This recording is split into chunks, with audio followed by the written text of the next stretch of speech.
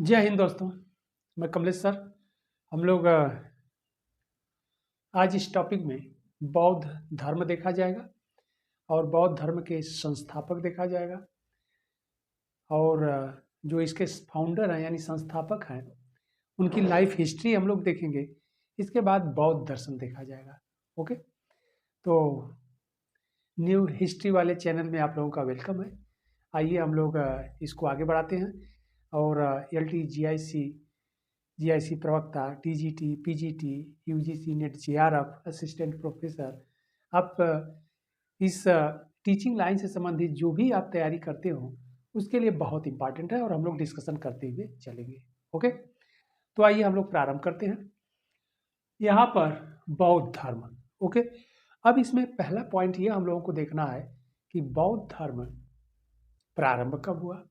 Okay, तो बौद्ध धर्म जैसा कि वैदिक काल के बारे में आप लोग जानते होंगे, जिस तरह से प्रश्न पूछा जाता है वैसे थोड़ा हम लोग डिस्कशन करते हुए चलते हैं। ओके, तो वैदिक काल के बारे में आप लोग जानते होंगे कि 1500 ईसा पूर्व से 600 ईसा पूर्व तक पूरे वैदिक काल का यानी वैदिक पीरियड का जो टाइम है, ड्यूरेशन है। ओके, उसमें भी दो भाग है, पूर्व वैदिक काल और उत्तर वैदिक काल यानी अर्ली वैदिक एज एंड लेटर वैदिक एज। तो उसको हम लोग अलग से पूरा वैदिक ही हम लोग पढ़ेंगे। ओके, लेकिन कहने का सिर्फ मेरा यह तात्पर्य है कि वैदिक काल के बाद जो 6th सेंचुरी BC, जिसे 600 ईसा पूर्व कहते हैं, ओके, 600 ईसा पूर्व तक आते आते जो वैदिक धर्म में यानी सनातन धर्म हिंदू में जो धर्म में आप कह लीजिए थोड़े कर्मकांड आ गए थे, जैसे यज्ञ।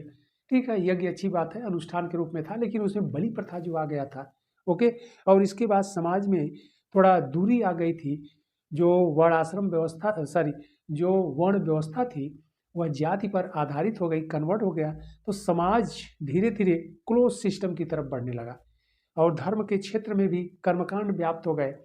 उसका विरोध धीरे धीरे होने लगा क्योंकि यज्ञों में इतनी अधिक बलि होने लगी कि पशुओं की कमी होने लगी।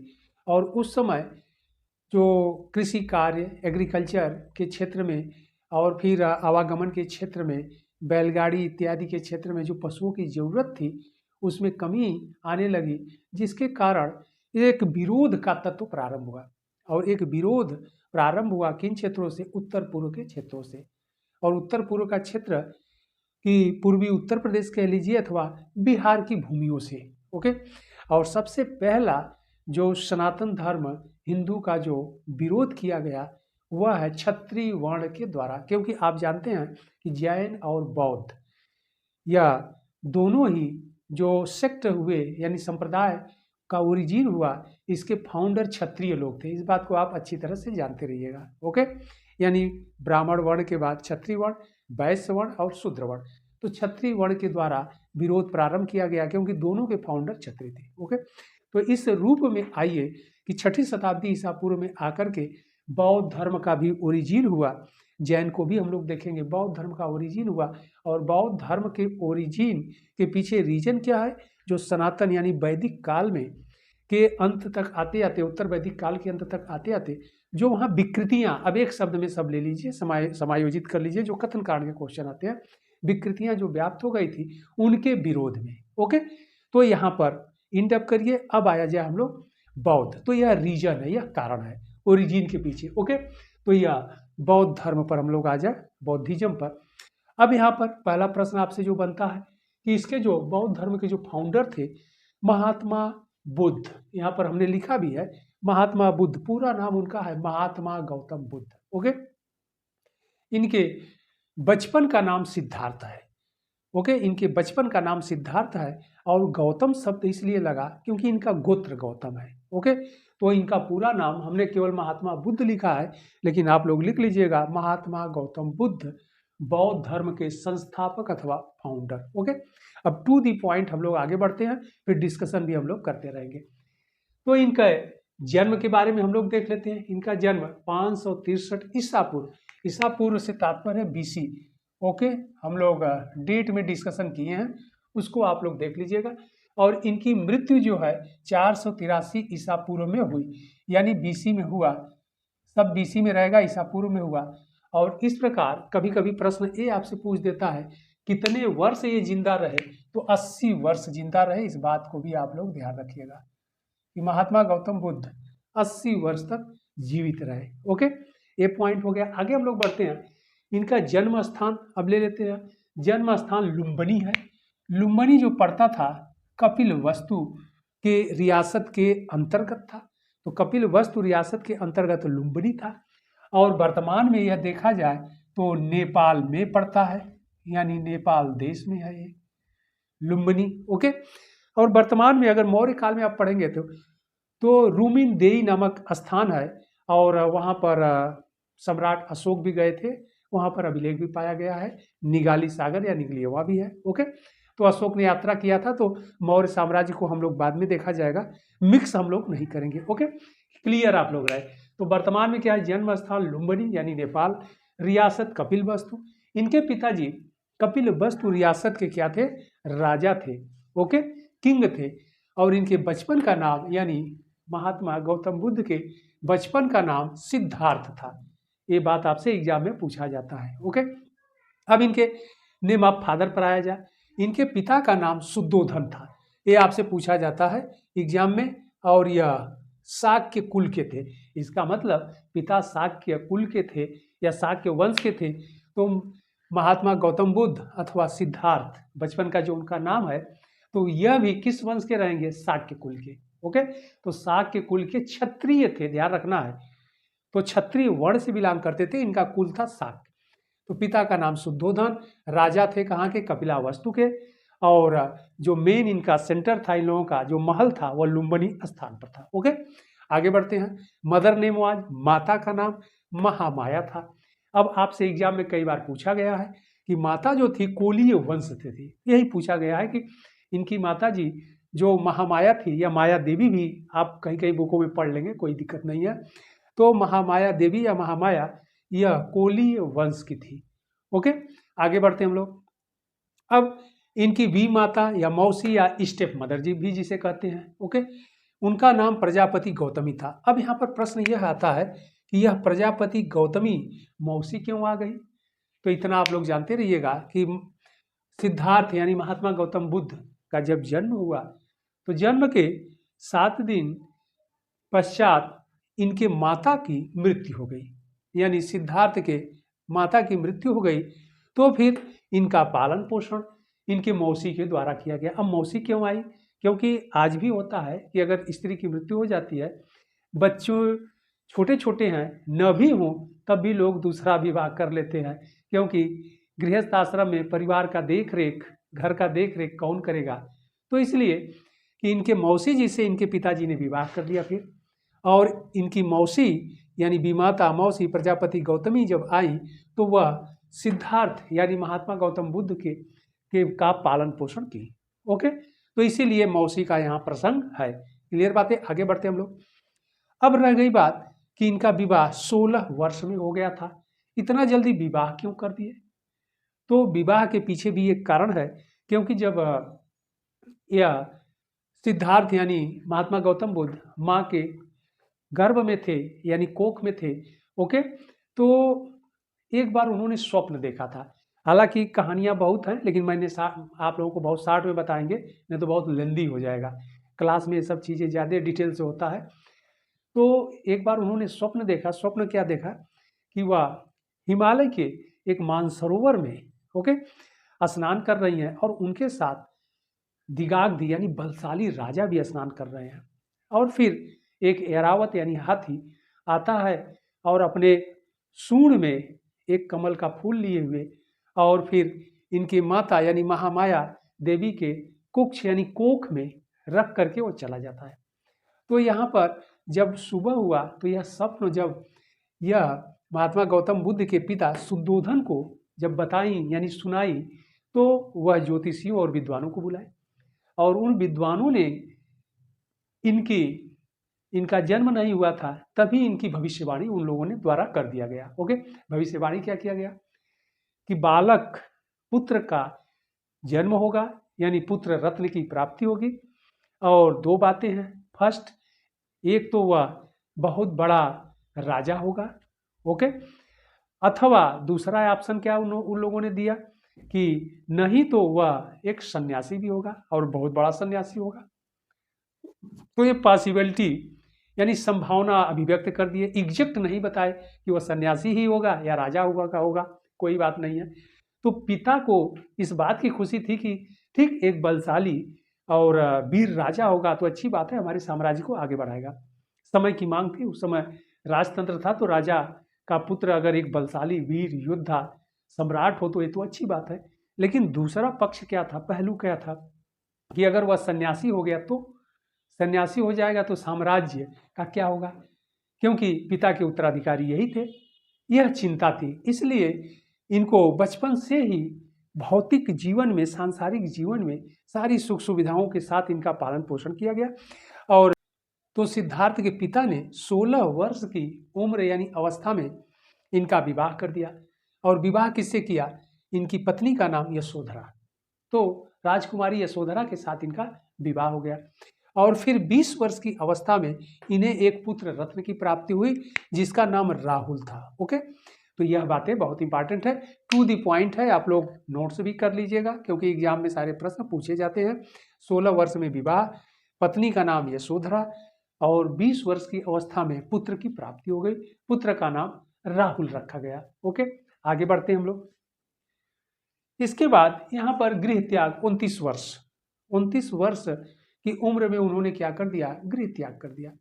अब रह गई बात गृह त्याग क्यों किया, क्योंकि बचपन से ही सिद्धार्थ का, जो बचपन का नाम सिद्धार्थ है, यानी सिद्धार्थ यानी महात्मा गौतम बुद्ध का जो मन सांसारिक जीवन और भौतिक जीवन में नहीं लगता था। ओके, यानी भौतिक जीवन में उनका नहीं लगता था क्योंकि वह सन्यासी प्रवृत्ति का उनका विचार था।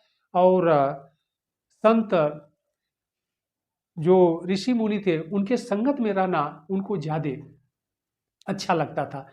ओके, उनके उपदेश को सुनना ज़्यादा अच्छा लगता था। तो इसीलिए वह इस राजपाट में उनका मन नहीं लगता था। एक बार क्या हुआ कि वह अपने रियासत यानी कपिलावस्तु घूमने के लिए निकले। और घूमने के लिए जब निकलते हैं तो यहाँ पर हम लोग देखते हैं कि उनका सारथी जो था, सारथी मतलब चैरियाटर, रथ को चलाने वाला, वह चन्ना नाम था। और जो घोड़ा पुल यानी खींचता था उसका नाम कंथक था। तो अपने सारथी के साथ अपने रियासत में घूमने के लिए निकले तो उन्हें 4 दृश्य दिखाई दिया। और पहला दृश्य एक रुग्ण व्यक्ति यानी बीमार व्यक्ति को उन्होंने देखा। बीमार व्यक्ति को देखा और वह दुख से, पीड़ा से कराह रहा था।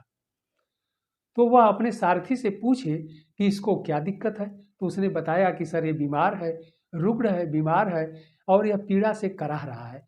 तो उनको यह दृश्य जब देखा तो उन्होंने कहा कि संसार में दुख ही दुख है क्या। फिर आगे बढ़े तो एक वृद्ध व्यक्ति उन्होंने देखा, ओल्ड मैन देखा। और आप लोग जानते ही हैं कि वृद्धा अवस्था में जब शक्ति कम हो जाती है तो फिर तमाम बीमारियां भी, व्याधियां भी आ जाती है, चलने फिरने में दिक्कत होता है। तो वृद्ध आदमी को देखे वह भी दुख से करा रहा था। ओके, इसके बाद फिर आगे बढ़े तो तीसरा जो दृश्य देखे, एक शव यात्रा की यानी डेथ बॉडी, एक मरे हुए मृत व्यक्ति के शव को यानी बॉडी को लेकर के अंत्येष्टि के लिए जाया जा रहा था और लोग विलाप करते हुए जा रहे थे। तो तीसरा दृश्य उन्होंने देखा तो अपने सारथी से कहा कि ऐसा लग रहा है कि संसार पूरा दुखमय ही है। फिर जब आगे बढ़ते हैं तो एक तपस्वी मिला, सन्यासी मिला और एक वृक्ष के नीचे उसके रूट जड़ पर अपना सिर रखे हुए, पास में बगल में अपने झोली यानी पोटली को रखे हुए और कमंडल को रखे हुए और हैप्पीनेस, प्रसन्न चित्र मुद्रा में भजन गा रहा था। तो जब सिद्धार्थ उस तपस्वी के पास पहुंचते हैं, सन्यासी के पास पहुंचते हैं, तो फिर रथ को रोकवा देते हैं। सारथी को कहते हैं रथ रोको। सारथी रथ रोक देता है और पूछते हैं यह कौन है, तो वह बोले, सारथी बोला कि महाराज, राजकुमार, यह एक तपस्वी हैं, सन्यासी हैं और इनके पास कुछ भी नहीं है, जो सामान है वह इनके साथ है। एक पोटली है जो खाने की सामग्री, सामान रखे हैं भिक्षाटन करके, और यह कमंडल है पानी पीने के लिए। ओके, तो महात्मा गौतम बुद्ध कहे कि हमारे पास सब कुछ है, राजमहल में मैं रहता हूँ और मैं प्रसन्नचित्त नहीं हूँ, इसके पास कुछ भी नहीं है और यह इतना खुश है, इतना हैप्पीनेस है, प्रसन्नचित्त मुद्रा में है। फिर इसके बाद सिद्धार्थ वापस आए अपने महल और इसके बाद उन्होंने गृह त्याग का निश्चय किया। यही 4 दृश्य उनके जीवन को बदल दिया। आप लोग ध्यान रखिएगा, 4 दृश्य उनके जीवन को बदल दिया। रुग्ण व्यक्ति, बीमार व्यक्ति, डेथ बॉडी यानी मृत व्यक्ति, और फिर लास्ट में जो देखे तपस्वी सन्यासी को देखे। ओके, जो सबसे खुश था, सबसे प्रसन्नचित्त था, क्योंकि उसको क्या डर, चोर उसके सामान को चोर, उसके पास कुछ है ही नहीं कि उसे कोई चोर उसे चुरा सकता है उसके सामान को, ठीक। और उसके पास जब कुछ भी नहीं है, महल भी नहीं है, सोने चांदी भी नहीं है, आभूषण भी नहीं है, तो उसको डर भी नहीं है कि रास्ते में कोई छीन लेगा। और इसीलिए वह प्रसन्नचित्त था, सिर्फ भजन, भक्ति भजन उसे करना था। तो महात्मा गौतम बुद्ध यही दृश्य देख करके गृह त्याग का निश्चय कर लिए कि अब तपस्वी ही बनेंगे। तो इसीलिए 29 वर्ष की अवस्था में उन्होंने क्या किया, गृह त्याग कर दिया। रात्रि के समय वह गृह त्याग कर दिए। और बौद्ध धर्म में इस गृह त्याग को महाभिनिष्क्रमण कहा गया है। आप लोग लिख लीजिएगा, महाभिनिष्क्रमण कहा गया है। ओके, और यह इसी अपने सारथी और इस घोड़े चन्ना और कंथक के साथ रथ पर बैठे और रात्रि के समय वैशाख पूर्णिमा को गृह त्याग उन्होंने किया और पहुंचे कहाँ, अनुपीय बगीचे में। यहाँ पर मैं लिख देता हूं, अनुपीय बगीचे में पहुंच गए। अनुपीय बगीचे में यानी आम्र वाटिका था, इस बगीचे में वह पहुंच गए, यहीं पर उतर गए और यहीं से सारथी को घोड़े सहित यानी चैरियाटर रथ सहित उसे वापस कर दिए। चैरियाट विथ चैरियाट के साथ यानी रथ के साथ उसे वापस कर दिए और जो भी आभूषण इत्यादि पहने थे सब वह उसको दे दिए। लेकिन जाते समय, अंतिम समय, वह अपने पत्नी और बच्चे को देखे लेकिन बात नहीं किए। रात्रि के समय उनको पता था कि अगर पत्नी जग जाएंगी, सोते हुए अवस्था में उन्होंने छोड़ करके घर से निकले, उनको पता था कि अगर पत्नी की नींद खुल गई, जग गई, तो फिर हम संन्यास ग्रहण नहीं कर पाएंगे, वह हमें जाने नहीं देगी। ओके, तो फिर खैर अनुपीय बगीचे में जा करके उतर गए। इसके बाद अनुपीय बगीचे के आगे जो था अनुमा रिवर, अनुमा नदी था, ध्यान रखिएगा आप लोग, एग्जाम के लिए इंपॉर्टेंट है अनुमा रिवर। अनुमा नदी में स्नान किए और अपने जो वस्त्र थे उसका चेंज किए, बदले, और इसी जगह कसाय वस्त्र धारण किए यानी गेरुआ वस्त्र धारण किए और फिर वहां से चल दिए आगे। आगे बढ़े तो वैशाली पहुंचते हैं, वहां से कपिला वस्तु यानी अनुपीय बगीचे से आगे बढ़े तो वैशाली की तरफ, और वैशाली पहुंचे तो वहां पर अलार कलाम के आश्रम में गए, वहां पर अलार कलाम के आश्रम में गए और इनका शिष्य बन गए। तो इस प्रकार अलार कलाम इनके गुरु थे, फर्स्ट गुरु, पहले गुरु, जो एग्जाम के लिए इंपॉर्टेंट है। लेकिन यह सांख्य दर्शन के थे, इनका विचार थोड़ा अलग था। तो कुछ समय यहाँ पर बिताए, कुछ दिन यहाँ पर बिताए, लेकिन इनके जो विचार से महात्मा गौतम बुद्ध का विचार मैच नहीं हो पाया, इसलिए इसको लेट गो किए यानी इसको छोड़ करके फिर वह आगे बढ़ते हैं। ओके, फिर राजगिरी होते हुए वह गया पहुँचते हैं और गया पहुँचते हैं तो इसी जगह यह तपस्या करते हैं। जब यह गया पहुँचते हैं तो गया में अरुवेला नामक स्थान पर पीपल के वृक्ष के नीचे निरंजना नदी के किनारे थे। यह इंपॉर्टेंट है आपके लिए, निरंजना नदी, पीपल का वृक्ष। ओके, और गया में अरुवेला नामक स्थान पर अब यहाँ पर पहुँचे तो यहाँ पर इनको 5 ब्राह्मण मिले और उन 5 ब्राह्मणों के साथ यह तपस्या करने बैठ गए। उन 5 ब्राह्मणों का नाम था कौंडिन्य, असज्जी, अप्पा, भद्दी और महानामा। लिख लीजिएगा आप लोग, एग्जाम के लिए इंपॉर्टेंट है, पूछा जाता है। ओके, तो कौंडिन्य, असज्जी, अप्पा, भट्टी और महानामा, ये 5 ब्राह्मण थे लोग। ओके, तो ये ब्राह्मण सन्यासी थे जो महात्मा गौतम बुद्ध के पास आए और उनके साथ यह तपस्या करने बैठे। तो ये बातें इम्पॉर्टेंट है। अब जब यह तपस्या करने के लिए बैठे तो कुछ दिन बीतने के बाद वहीं पर पास में ही सुजाता नामक जो गणिका थी, उनका भी जो निवास स्थान था। तो सुजाता नामक महिला जो गणिका थी, उनका भी निवास स्थान था। और महात्मा गौतम बुद्ध को एक दिन बहुत तेजी से, जोरों की कह लीजिए, भूख लगी। भाई वो तो जरूरी भी है, भूख लगी और सुजाता के यहाँ जा करके वह उसके हाथ बना भोजन ग्रहण कर लिए, जिसके कारण यह जो 5 उनके ब्राह्मण शिष्य थे, साथ बैठ करके तपस्या कर रहे थे, वह नाराज हो गए।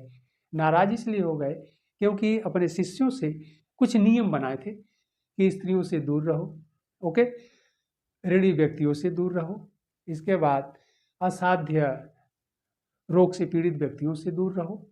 तो इस प्रकार कुछ ऐसा नियम बनाए थे कि नियम का पालन खुद नहीं कर पाए, क्योंकि सुजाता गणिका थी और उनके हाथ बना भोजन जाकर के ग्रहण कर लिए, जिसके कारण यह नाराज हो गए और यह वापस चले गए।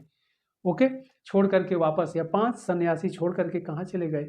वह तपस्या करने के लिए काशी चले आए और फिर सारनाथ जो ऋषिपत्तन है, जहाँ पर ऋषि मुनि तपस्या करते थे, वहाँ वो चले आए। अब महात्मा बुद्ध यानी सिद्धार्थ को बड़ा दुख लगा। फिर वह तपस्या करने के लिए बैठ गए और तपस्या करने के लिए बैठे, और इस बार जब वो तपस्या करने के लिए बैठे तो जब तक ज्ञान नहीं प्राप्त हो गया तब तक वह तपस्या को भंग नहीं होने दिए। और फिर इसी स्थान पर, इसी गया में, बोध गया में, निरंजना नदी के किनारे पीपल के वृक्ष के नीचे वैशाख पूर्णिमा को के दिन उनको ज्ञान का प्राप्ति हुआ, यानी ज्ञान की प्राप्ति हुई। इस प्रकार वह जब ज्ञान की प्राप्ति हुआ, और ज्ञान की प्राप्ति को कहा जाता है बौद्ध धर्म में निर्वाण। तो आपको ध्यान रखना है कि बौद्ध धर्म में ज्ञान प्राप्ति को निर्वाण कहते हैं। तो निर्वाण की प्राप्ति इनको गया में हुई। अब इन्हें बुद्ध कहा जाने लगा। ओके, तो जब निर्वाण की प्राप्ति हो गई तो बुद्ध हो गए। बुद्ध का मतलब ज्ञानी व्यक्ति, तो नॉलेजेबल पर्सन हो गए, ज्ञानी हो गए। तो यहीं पर 35 वर्ष, अब देखिए 29 वर्ष की अवस्था में इन्होंने गृह त्याग किया था और 35 वर्ष की अवस्था में इन्हें ज्ञान की प्राप्ति हुई थी। इस प्रकार 6 वर्ष का जो ड्यूरेशन है, जो काल है, इनके तपस्या का काल है। ओके, बहुत इंपॉर्टेंट है। 6 वर्ष तक इन्होंने तपस्या किया, भ्रमण, उसी में भ्रमण भी है, उसी में तपस्या भी है। ओके, तो 6 वर्षों के प्रयास के पश्चात इन्हें एनलाइटमेंट अचीव हुआ, ज्ञान की प्राप्ति हुई। ये बातें क्लियर। अब ज्ञान प्राप्ति के पश्चात इस गया का नाम बोधि गया पड़ गया, और इस पीपल का जो ट्री था, वृक्ष था, उसका नाम बट वृक्ष हो गया। तो यह बहुत इंपॉर्टेंट है। इसके बाद ज्ञान प्राप्ति के पश्चात यह सारनाथ के तरफ बढ़ते हैं, यानी काशी पहुंचते हैं, और काशी में सारनाथ जाकर के रुकते हैं। ओके, और सारनाथ को उस समय ऋषि पत्तनम भी कहा जाता था, यानी जहाँ पर ऋषि मुनि तपस्या करते थे। और यहीं जंगल था, उस समय वन था, उसमें मृग रहते थे, यानी डियर। तो डियर फॉरेस्ट था, जिसे मृग दावन भी कहा जाता था, यानी मृगों का, यानी हिरणों का वन भी कहा जाता था। तो 2 नाम से यह फेमस है, प्रसिद्ध है, ऋषिपत्तनम और मृग दावन। ओके, तो यह इंपॉर्टेंट है, ध्यान रखिएगा। तो सारनाथ है, सारनाथ में जब यह बैठे तपस्या कर रहे थे तो उसी समय वह जो 5 ब्राह्मण जो गया से, यानी अरुवेला से नाराज होकर के इनका साथ छोड़ करके सारनाथ चले आए थे, उनसे फिर मुलाकात हुई। और फिर वह महात्मा गौतम बुद्ध के पास गए। पहले तो महात्मा गौतम बुद्ध के पास जाने से वह दूरी बना रहे थे, क्योंकि उनको पता था कि नाराज होकर के चले थे, महात्मा गौतम बुद्ध को अपशब्द बोल के चले थे। लेकिन महात्मा गौतम बुद्ध ने प्रेम से उनको बुलाया और कहे कि अब मैं वो सिद्धार्थ नहीं हो, अब मैं महात्मा बुद्ध हो गया हूँ, अब हमें ज्ञान की प्राप्ति हो गई है, एनलाइटमेंट अचीव कर लिया हूँ मैं, अब आओ आप लोग। तो यह 5 ब्राह्मण सन्यासी सोचे कि चलो एक बार फिर देखते हैं।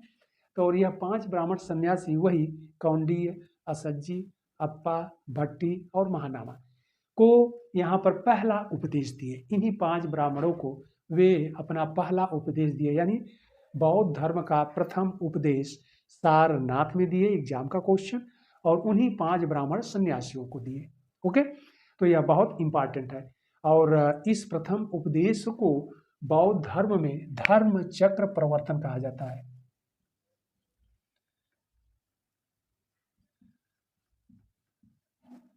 बहुत इंपॉर्टेंट है, आपके एग्जाम में पूछा जाता है, धर्म चक्र प्रवर्तन कहा जाता है। ओके, तो यह आप लोग जानते रहिएगा, लिख लीजिएगा। इसके बाद सारनाथ में काशी का जो एक बहुत धनाढ्य व्यक्ति था, व्यापारी था, यश नाम था। तो जब वह महात्मा गौतम बुद्ध के बारे में सुना तो वह आकर के सारनाथ में ही महात्मा गौतम बुद्ध से आशीर्वाद लिया और बौद्ध धर्म ग्रहण कर लिया और बौद्ध धर्म में प्रवेश पा लिया या दीक्षित हो गया। ओके, इसके अलावा उसके 60 परिवार के लोग, उसके फ्रेंड यानी मित्र लोग भी बौद्ध धर्म को ग्रहण कर लिए। इसके बाद फिर महात्मा गौतम बुद्ध यहाँ से बोध गया को वापस हुए, बैक हुए, बोध गया पहुँचे। अभी रास्ते में ही थे, बक्सर से आगे पहुँचे तो ये जंगलों में जो कुछ भद्दीय युवक थे, और भद्दीय शब्द से तात्पर्य है एलिट क्लास के संपन्न परिवार के युवक थे, जो काशी आए थे धार्मिक क्रियाकलाप करने के लिए। ओके, तो रास्ते में उनके साथ चीटिंग हो गया। क्यों हो गया कि रास्ते में कुछ स्त्रियां थी जो गणिका थी, वह उनका जो सामान था, पैसा था, सब कुछ ले करके फरार हो गई और वह उन्हीं को ढूंढ रहे थे उन जंगलों में। तो महात्मा गौतम बुद्ध से मुलाकात हो गई। महात्मा गौतम बुद्ध ने कहा, अब आप छोड़ो, आओ मेरे संग में, मेरे साथ आओ। तो वह भी भद्दी युवक भी बौद्ध धर्म ग्रहण कर लिए। इसके बाद महात्मा गौतम बुद्ध गया पहुँचे, गया में लोगों को उपदेश दिया और बौद्ध धर्म में दीक्षित किया। और वहाँ पर जो तपस्वी थे, सन्यासी थे, गया कश्यप, नदी कश्यप और मुख्य कश्यप, ये नाम है, गया कश्यप, नदी कश्यप और मुख्य कश्यप। इन लोगों के, इन तीनों लोगों का मिला करके सब 1000 यानी 1000 डिसाइपल थे यानी शिष्य थे, उनको भी बौद्ध संघ में प्रवेश कराए। ये इंपॉर्टेंट। इसके बाद वहाँ से राजगिरी पहुँचे तो वहाँ पर मगध के शासक उस समय बिंबिसार थे। उनकी पत्नी क्षेमा अथवा खेमा का नाम है, शुद्ध नाम क्षेमा ही है, लेकिन खेमा भी कहीं कहीं बुकों में प्रिंट है, तो इसीलिए दोनों नाम आप लोग जानते रहिएगा। बिंबिसार भी महात्मा गौतम बुद्ध का सम्मान किए और बौद्ध धर्म की दीक्षा लिए। तो यह बहुत इंपॉर्टेंट चीज़ है कि पहला जो राजा था वह मगध के हरेक वंश के राजा बिंबिसार महात्मा गौतम बुद्ध से जाकर के मिले और बौद्ध धर्म में दीक्षित हुए। तो यह बहुत ही इंपॉर्टेंट है। इसके बाद उन्होंने महात्मा गौतम बुद्ध को रहने के लिए बेलुवन नामक विहार भी बनवा करके दे दिया। ओके, तो यह इंपॉर्टेंट है। फिर वहाँ से आगे बढ़ते हैं, फिर वहाँ से वैशाली के रास्ते होते हुए और वह अपने गृहनगर पहुँचते हैं और गृहनगर यानी कपिलावस्तु पहुँचते हैं। वहाँ पर लोगों को दीक्षित करते हैं इसके बाद फिर वहीं जो उनका चचेरा भाई एक लगते थे कपिलावस्तु यानी लुम्बिनी के, जिनका नाम आनंद था, जो सबसे प्रिय शिष्य के रूप में भी थे, शाक्य, वह भी शाक्य वंश के क्षत्रिय थे, तो वह शिष्यता ग्रहण किए। और वहाँ पर जो शाक्य लोगों ने जो सभागार का निर्माण करवाया था उसका इन्होंने उद्घाटन भी किया और फिर अपने परिवार के लोगों से मिले और फिर वैशाली के लिए वापस चल दिए। वहाँ पर जब कपिलवस्तु में यानी लुम्बिनी में इनकी मौसी और इनके परिवार के लोग मिले तो वह बौद्ध धर्म में मौसी दीक्षित होने के लिए कहीं, लेकिन महात्मा गौतम बुद्ध इनकार कर दिए। क्यों? क्योंकि स्त्रियों का प्रवेश उन्होंने वर्जना रखा था, नया नया धर्म था। अगर स्त्रियों का प्रवेश, महात्मा गौतम बुद्ध को लगा कि स्त्रियों का प्रवेश हो जाएगा तो हो सकता है संघ में एनार्की फैल जाए और यह संघ टूट जाए, समाप्त हो जाए। ओके, तो फिर इतना मेहनत बेकार जाएगा मेरा। इसलिए स्त्रियों का प्रवेश, चोर डाकुओं का प्रवेश, गणिकाओं का प्रवेश, असाध्य रोग से पीड़ित व्यक्तियों का प्रवेश, ऋणी व्यक्तियों का प्रवेश पर रोक लगा दिया। लेकिन जाति व्यवस्था के आधार पर कोई रोक नहीं लगाया गया था। यह महात्मा गौतम बुद्ध यानी किसी भी जाति के, किसी भी वर्ण के, किसी भी कोई भी व्यक्ति हो वह बौद्ध संघ में प्रवेश ले सकता है, सिर्फ रोक इसी आधार पर था। ओके, तो फिर वहां से कपिलवस्तु से महात्मा गौतम बुद्ध वैशाली को वापस आए और वैशाली को जब आए तो वहां पर पीछे पीछे उनकी मौसी रुदन करते हुए यानी रोते हुए, विलाप करते हुए पैर में उनके स्लीपर भी नहीं थे, यानी चप्पल भी नहीं थे, जबकि महारानी थी, राज परिवार की थी, और उनकी पुत्री चंदना उनके साथ चले आए। कहाँ? वैशाली चले आए। अब वैशाली में उनके महात्मा गौतम बुद्ध के शिष्य आनंद के कहने पर मौसी को, यानी प्रजापति, यहाँ पर नाम हम लोग लिखे हैं, प्रजापति गौतमी को बौद्ध संघ में प्रवेश कराए। इस प्रकार प्रजापति गौतमी बौद्ध धर्म की पहली भिक्षुणी हैं। आपके एग्जाम के लिए बहुत इंपॉर्टेंट है। और कहाँ पर प्रवेश कराया गया? तो वैशाली में। ओके, बहुत इंपॉर्टेंट है। इसके बाद इनकी पुत्री नंदा थी, वह भी भिक्षुणी बन गई, यानी बौद्ध धर्म अडॉप्ट कर ली। इसके बाद जब इस बात की जानकारी वैशाली की एक नगर बधू थी, उसका नाम आम्रपाली था, गणिका थी, और उसके एक दिन की कमाई 1000 करसापड़ थी, यानी चांदी की मुद्रा होता है करसापड़। वह भी अपने पेशे से बहुत अब ऊब गई थी। वह भी अब संन्यास ग्रहण करना चाहती थी, लेकिन संजोग से क्या है कि महात्मा गौतम बुद्ध जैसा एक विकल्प मिल गया, एक तपस्वी, एक सन्यासी मिल गए, इसलिए वह भी अपना पेशे को त्याग कर, यानी क्विट कर, छोड़कर बौद्ध संघ में प्रवेश हो गई। हालांकि महात्मा गौतम बुद्ध उसे प्रवेश नहीं देने के मूड में थे, लेकिन उसने कहा कि आपने मौसी को प्रवेश दिया है, इसलिए हमें भी प्रवेश देना पड़ेगा। जिद पर आ गई, और इस प्रकार महात्मा गौतम बुद्ध बोले कि भाई, उन्होंने, आम्रपाली ने कहा कि हम जो अपना ऑक्यूपेशन है, व्यवसाय है, उससे मैं बाहर निकलना चाहती हूँ। अब मुझे एक ऐसी जिंदगी व्यतीत नहीं करना है जहाँ पर सम्मान नहीं मिलता है। इसी कारण महात्मा गौतम बुद्ध ने आम्रपाली को बौद्ध संघ में प्रवेश करा दिया। तो इस प्रकार एक गणिका भी, यानी बौद्ध संघ में प्रवेश हो गई, यानी जिसे रूपा जीवा भी कहते हैं, जिसे वेश्या के नाम से भी जाना जाता है, ज़्यादा पॉपुलर शब्द है। तो ध्यान रखिएगा कि वैशाली में ही स्त्रियों का प्रवेश बौद्ध संघ में हुआ, जो आपसे एग्जाम में पूछा जाता है। तो ये बहुत इंपॉर्टेंट है। ओके, इसके बाद महात्मा गौतम बुद्ध कौशाम्बी भी गए, सुमसुमार गिरी भी गए। कौशाम्बी में उस समय वत्सराज उदयन राजा थे, और वहाँ पर पिंडोला भारद्वाज ने बौद्ध धर्म का प्रचार प्रसार किया। वहाँ से कौशाम्बी से महात्मा गौतम बुद्ध वेरंजा नामक स्थान, यानी मथुरा के पास तक गए, बौद्ध धर्म का प्रचार प्रसार किया, और फिर वहाँ से वह वापस आ गए। ओके, वहाँ से फिर वह राजगिरी चले गए, और राजगिरी में रहते हुए उन्होंने, और इधर क्या हुआ कि जो पिंडोला भारद्वाज थे, वह कौशाम्बी के क्षेत्रों में, वह जो वत्स महाजनपद के अंतर्गत था, इस वत्स महाजनपद में उन्होंने बौद्ध धर्म का प्रचार प्रसार किया।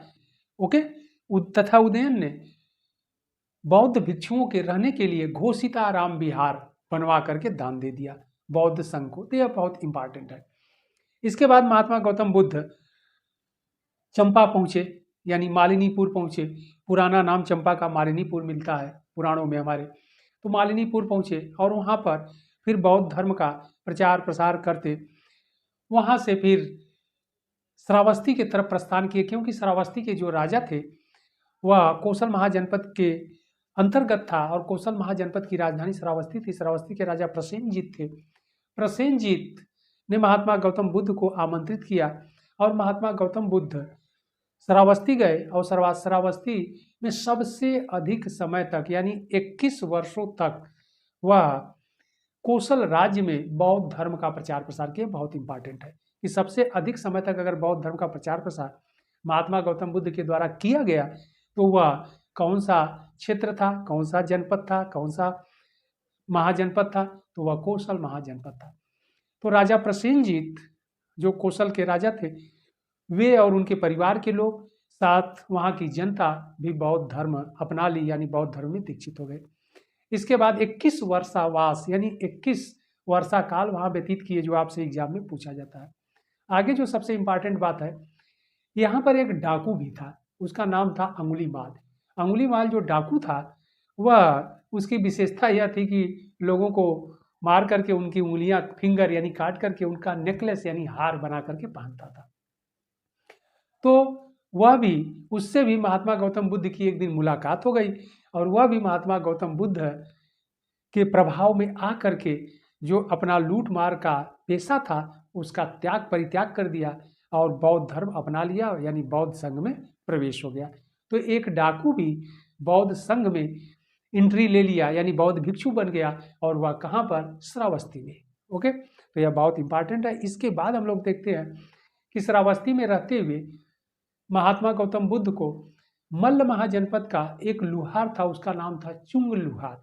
चुंग लुहार का एक बुलावा पत्र मिला, और महात्मा गौतम बुद्ध इस बुलावा पत्र पर सोचे कि एक छोटा आदमी है, अगर उसके पास हम नहीं जाएंगे तो वो सोचेगा कि ये राजा महाराजा के यहाँ ही जा कर के रहते हैं, रुकते हैं, और यह कैसे तपस्वी हैं, सन्यासी है। इसीलिए महात्मा गौतम बुद्ध, और इधर श्रावस्ती में यानी कौशल राज्य में बहुत समय भी हो गया था, 21 वर्षों तक, इसलिए फिर महात्मा गौतम बुद्ध राजा प्रसेन जी से आज्ञा लिए और मल्ल महाजनपद को चल दिए। मल्ल महाजनपद पहुंचे, चुंग लुहार ने इनका वेलकम किया, स्वागत किया, इसके बाद सत्कार किया, और फिर इसके बाद एक ऐसी विडंबना मिलती है, आपको बुकों में पढ़ेंगे तो शुकर माधव नामक एक व्यंजन का नाम मिलता है, और कुछ लोग इसकी व्याख्या कर देते हैं कि चुंग लुहार ने महात्मा गौतम बुद्ध को सुअर का यानी शुकर का मांस खिला दिया। तो ये गलत बात है। अगर कोई सन्यासी को कोई बुलाएगा, तपस्वी को बुलाएगा अपने घर, अगर वह शाकाहारी है तो उसे मांस नहीं खिलाएगा।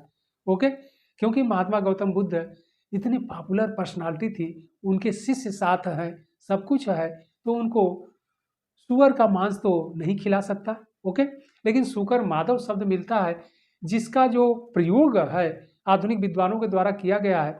तो जहाँ शुकर इत्यादि रहते हैं, जहाँ पर नाइट्रोजन की अधिकता रहती है, खाद की अधिकता रहती है, वहाँ पर एक प्लांट कह लीजिए उगता है, और उसे जो है कि आप लोग मशरूम बोलते हैं। तो मशरूम की सब्जी या व्यंजन इनको खिलाया, व्यंजन में खाने में मशरूम का भी एक डिश था। ओके, और खाने के बाद महात्मा गौतम बुद्ध के उदर में यानी पेट में जो है पीड़ा होने लगी, यानी पेन होने लगा, दर्द होने लगा, और उन्हें अतिसार यानी पेचिस, ओके, डिसेंट्री जिसे कहते हैं, वह हो गया, और फिर महात्मा गौतम बुद्ध अस्वस्थ होने लगे। इसके बाद चुंग लुहार का घर छोड़ करके हिरण्य नदी वहां पर पड़ती है, जो आज मल्ल महाजनपद में कुशीनारा है, गोरखपुर के पास, देवरिया के पास। ओके, तो हिरण्य नदी को क्रॉस किए और सीलवन वन में जाकर के, यानी जो आम का बगीचा था वहीं पर जाकर के रुके, और अपने जीवन के अंतिम समय में सुभद्र नामक एक व्यक्ति को बौद्ध धर्म का उपदेश दिए, और उसे बौद्ध संघ में प्रवेश कराए, जो आपसे एग्जाम में पूछा जाता है। ओके, और फिर वहीं पर जो आनंद उपाली उनके शिष्य थे, उपाली जो है, उपाली को भेजा गया कहाँ पर, राजगिरी भेजा गया, यानी मगध भेजा गया। उस समय जो मगध राज्य के जो राजकीय वैद्य थे, उनका नाम जीवक था, उस वैद्य को बुलाने के लिए। लेकिन उस समय आने जाने के साधन नहीं उतना थे, आवागमन के लिए सड़कें नहीं थी, संसाधनों की कमी थी, इसलिए आने जाने में बड़ा समय लग गया, और महात्मा गौतम बुद्ध का स्वास्थ्य बिगड़ता गया, और वहीं पर 80 वर्ष के अवस्था में, यहाँ पर हम लिखे हैं 483 ईसा पूर्व में, उनकी वहीं पर कुशीनारा में मल्ल महाजनपद में मृत्यु हो जाती है। और बौद्ध धर्म में महात्मा गौतम बुद्ध की मृत्यु को महापरिनिर्वाण कहा जाता है, बहुत इंपॉर्टेंट है। तो महापरिनिर्वाण महात्मा गौतम बुद्ध को कहाँ प्राप्त हुआ, कुशीनारा में। तो यह था इनकी लाइफ हिस्ट्री, ध्यान रखिएगा आप लोग, लाइफ हिस्ट्री। तो लाइफ हिस्ट्री को हम लोग इंड करते हैं। इसके बाद बौद्ध दर्शन आएगा, और दूसरे भाग में हम लोग दूसरे एस्पेक्ट में यानी सेकेंड फेज में हम लोग बौद्ध दर्शन पर डिस्कशन करेंगे। ओके, तो आप लोग अच्छे से पढ़िए और फिर सपोर्ट करते रहिए। हम आप लोगों को पीछे का सब, इसके बाद जैन पढ़ा देंगे, वैदिक काल पढ़ा देंगे, 16 महाजनपद, पीछे के हड़प्पा भी छूटा है उसको भी पढ़ाते हम लोग आगे बढ़ चलेंगे।